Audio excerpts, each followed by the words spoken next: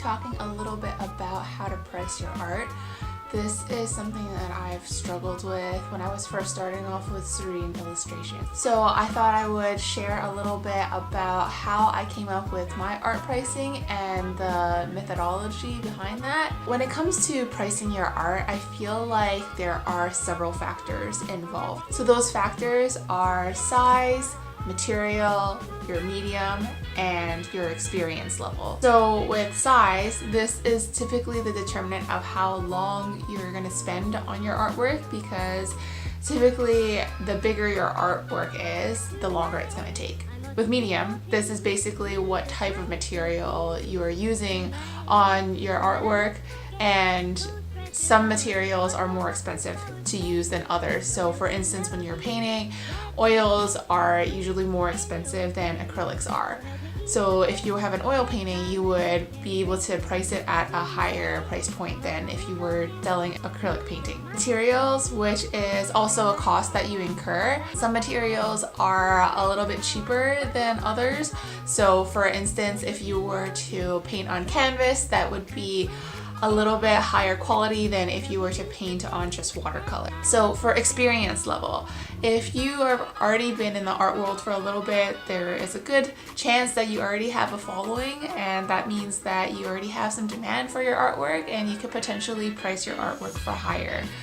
In comparison to if you were just starting out and you don't have a following, you might want to price your artwork a little bit lower and a little bit more affordable for people to get your name out there. So when it comes to calculating how much your artwork should be priced, there are different ways you can go about it. You can use a formula, which is to think about the size of your artwork and multiply a dollar amount for each square inch or square foot of that artwork. So for instance, you have a 10 by 20 inch landscape painting. That would be 200 square inch. So if your painting is 200 square inch and you're charging at a rate of $3 per square inch, then your painting would cost about $600. Another way to think about it is to consider what wage you would want to be paid per hour that you spend on your painting. So for instance, if you would ideally like to be paid $25 per hour that you spent on a painting, and you think that a certain painting is going to take you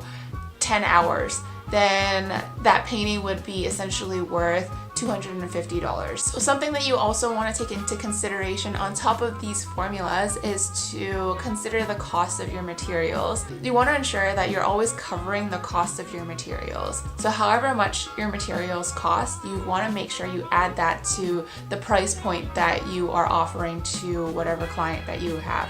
So for instance, when you have calculated $600 of a price point that you want to sell your painting at, and your canvas costs about $20, you might want to charge your client $620 so that you're ensured that your painting is covering all of your costs. There's some other factors that you should also take into consideration, like what I mentioned with the experience point. So with experience level, if you are already a little bit more well established, take into consideration that your artwork might be a little bit more well known. So you might already have a collector base that would be willing to pay a little bit more for your artwork. You also might want to take into consideration the economy. Consider people's capacity to spend.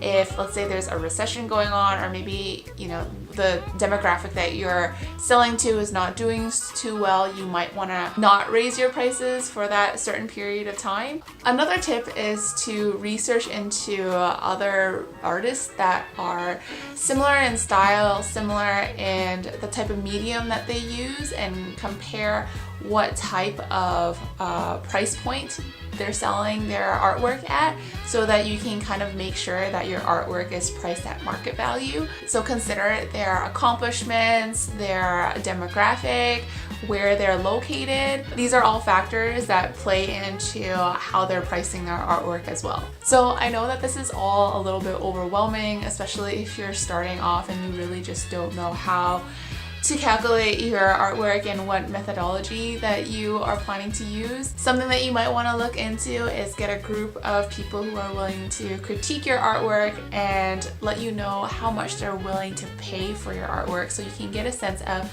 how much your artwork could potentially be valued for at the market. There is one important thing that I feel like I should stress out is to not undervalue yourself. Creating art is a really time-consuming process and materials can get quite expensive. Sometimes it's difficult for people to understand why art is priced so high, but when you take into consideration the amount of work and effort that people put into it, it is quite understandable. I think for a lot of type of work, not just artwork, people oftentimes get a sense of imposter syndrome where they think that the things that they're creating isn't worth what they're pricing it at, and they feel like people are maybe intrinsically cheap and aren't willing to pay for what they are selling. And what imposter syndrome means is basically when they doubt their own accomplishment or they feel a bit inadequate despite all the success that they might be getting. And I think that when you start getting into that mindset where